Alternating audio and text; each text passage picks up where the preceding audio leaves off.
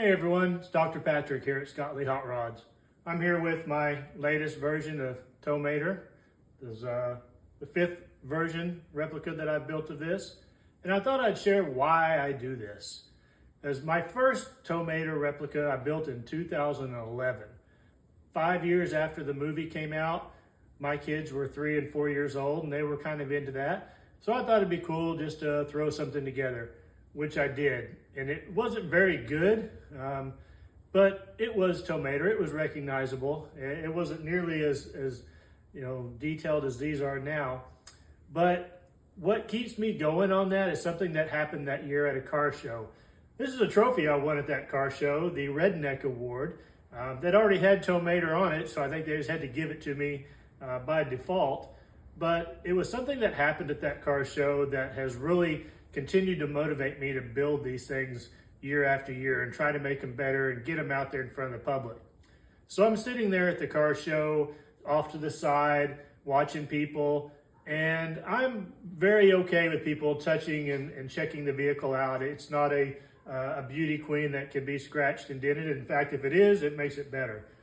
But I saw this guy and these two kids come up. They were probably between 8 and 10 years old. It was a hot sunny day. Everybody had their sunglasses on. Guy comes over to me and says, "Do you mind if my kids touch your truck?" And I'm like, "Sure, go right ahead." So I look and watching these kids, and they are literally just running their hands over every bit of it. And it reminded me of the way that blind people will touch things to figure out what they look like. So I asked the guy, are these kids blind? And he said, "Yeah."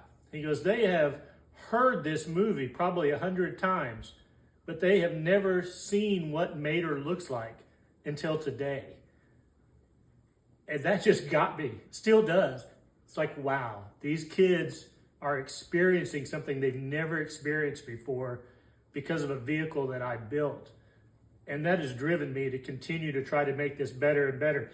That situation has never happened again, but I would love it if it did. And I love telling that story because it really motivates me, because building these vehicles, trying to make these replicas look as real as possible is all about the kids. And there's a lot of adults that are like kids too.